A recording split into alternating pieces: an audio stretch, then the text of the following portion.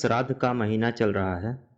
मूलतः भारतवर्ष में श्राद्ध वे लोग करते हैं जिनके माता या माता-पिता दोनों का निधन हो गया होता है। इस प्रथा में हिंदुओं द्वारा अपने मरे हुए पितरों को कौवे के रूप में मानकर भोजन देने की एक परंपरा है, जो इस महीने के 16 दिन तक मनाया जाता है। दरअसल बुद्ध के समय की भाषा जो पाली है, उसमें श्राद्ध का क्या अर्थ है, उसके बारे में जानने के लिए ये वीडियो बनाया हूँ। दरअसल पाली भाषा में स, स्र, स्र या षटकोण वाला स या रेफ वाला र का उपयोग नहीं होता है, या इन अक्षरों से बने हुए किसी भी शब्दों का या किसी भी वाक्यों का प्रयोग नहीं होता है। यह श्राद्ध शब्द बहुत पुराना नहीं है। ये तब बनाया गया था जब पुरानी भाषा पाली को बदल करके, पाली को संस्कारित करके नई भाषा संस्कृत बनाई गई। उसके बहुत दिनों के बाद श्राद्ध शब्द का प्रयोग हुआ है। जब हम भगवान बुद्ध के साहित्य का, पुरानी परंपराओं का और बुद्ध के समय के शिलालेखों और ग्रंथों का अध्ययन करते हैं, तो हमें कई जगह श्राद्ध शब्द का प्रयोग दिखाई पड़ता है। श्राद्ध का मुख्य रूप से या इसका ओरिजिनल शब्द क्या है, इसके बारे में जानते हैं। मूलतः श्राद्ध शब्द पाली भाषा के साध शब्द से ही बदलकर बनाया गया है। पुराने समय में जब बुद्ध के शिक्षाओं का पूरे भारत में प्रभाव था, जब पूरा भारत बुद्धमय था, उस समय के काल का इतिहास और उसके बारे में पढ़ने से हमें मालूम होता है कि बुद्ध साहित्य में कई जगह साध शब्द का जिक्र हुआ है। साध मूल रूप से 2 अक्षरों का शब्द है, जिसमें स और ध के मिलने से साध बनता है। इसमें स का अर्थ है वह या कोई एक, और ध का अर्थ है धारण करना या धारण करने वाला, जिसका पूर्ण अर्थ हुआ खुद को जान लेना या खुद को धारण करना या खुद को धारण करने वाला।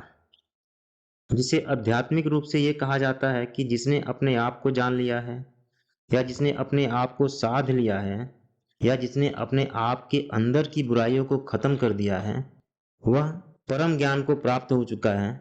उसने अपने आप को साध लिया है और वह साध कहलाता है, और उसी को साधु भी कहते हैं। वह अपने अंदर के सभी बुराइयों को, काम, क्रोध, मोह, माया इत्यादि को अपने वश में रखता है और किसी भी परिस्थिति में विचलित नहीं होता है। ऐसे लोगों को साध कहते थे। मूल रूप से ये वे लोग थे जो भगवान बुद्ध के शिष्य थे, भगवान बुद्ध के भिक्षुगण थे। अपनी साधना और विपස්සना से अपने आप को साध लेते थे, अपनी इंद्रियों पर पूरा कंट्रोल रखते थे, अपने क्रोध पर, मोह माया पर, मूढ़ता पर, लालच, लोभ इत्यादि पर पूरा कंट्रोल रखते थे। आजकल के धार्मिक मान्यताओं के अनुसार 16 दिन का श्राद्ध मनाया जाता है। वह वास्तविक रूप से बुद्ध के समय में कुछ और ही था। इसको जानने के लिए उस समय के इतिहास पर नजर डालते हैं। मूल रूप से हिंदी महीने में 28 दिन होते हैं या 29 दिन होते हैं, जिसमें एक पक्ष 15 दिन का होता है। इस प्रकार एक महीने के अंदर में 2 पक्ष होते हैं, पहला शुक्ल पक्ष और दूसरा कृष्ण पक्ष। शुक्ल पक्ष अर्थात प्रथम 15 दिन, जिसमें चांद अंधेरे से उजाले की तरफ बढ़ता हुआ 15वें दिन पूर्ण चंद्रमा का रूप ले लेता है, जिसे पूर्णिमा कहते हैं। और इसी प्रकार अगले 15 दिन में घटता हुआ एक दिन वह पूरी तरह से धूमिल हो जाता है, जिसे अमावस्या कहते हैं या उसे कृष्ण पक्ष कहते हैं। यह क्रम पूरे 12 महीने चलता है या पूरे साल चलता है। पुराने समय में भिक्षु संघ पूरे देश में दूर दूर तक भगवान बुद्ध की शिक्षाओं को जन जन तक पहुंचाने के लिए पैदल ही चलकर लोगों तक पहुंचते थे और लोगों को धम्म का ज्ञान देते रहते थे, क्योंकि उस समय सभी रास्ते कच्चे होते थे और अधिकांश जगह पर पेड़ पौधे, जंगल झाड़ियां ही हुआ करते थे। उन्हीं के बीच में लोग साफ सफाई करके गांव बसा करके रहा करते थे। भिक्षुगण सुदूर रास्ते पर जंगल में, झाड़ियों में, पहाड़ों से होते हुए लोगों तक पहुंचते थे और धम्म का ज्ञान देते थे। उन्हें जो कुछ भी धम्म का ज्ञान देने के बदले भोजन के रूप में प्राप्त होता था, उसी से उनका भोजन का समाधान होता था। लेकिन यह धम्म का प्रसार का काम बरसात के 4 महीने में रोकना पड़ता था।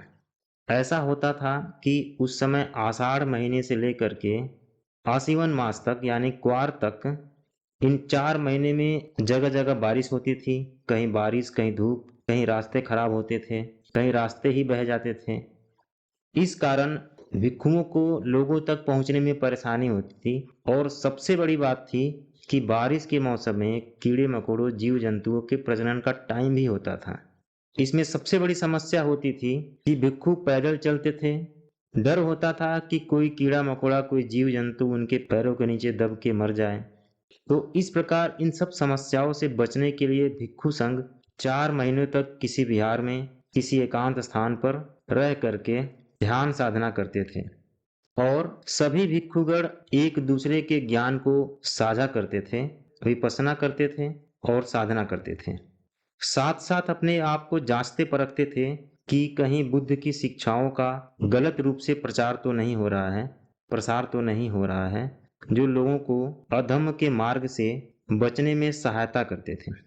इस विपස්සना और साधना की प्रक्रिया को उस समय साध कहा जाता था। पर इस दौरान भिक्षुओं को जो सबसे बड़ी समस्या का सामना करना पड़ता था, वह था भोजन की समस्या।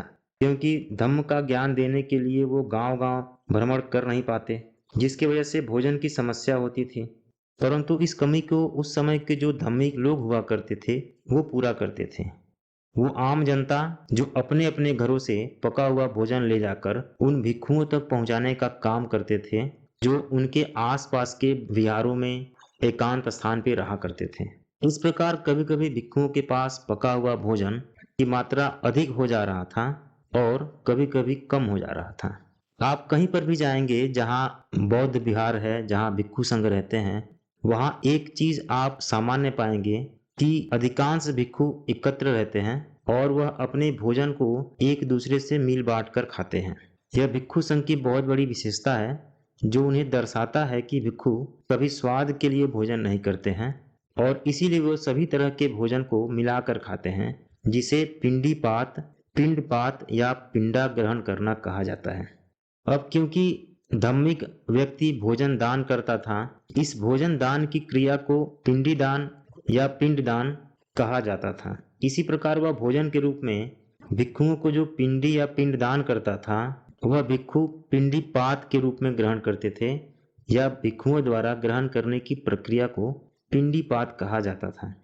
अब क्योंकि कभी-कभी ज्यादा व्यक्तियों द्वारा पिंड दान या भोजन दान करने पर भिक्षुओं के पास भोजन अधिक हो रहा था, जो नुकसान भी होता था, या कभी-कभी पिंडदान कम मात्रा में होता था, जिसकी वजह से भोजन की कमी होती थी और कई भिक्षुओं को आधे पेट ही भोजन करना पड़ता था।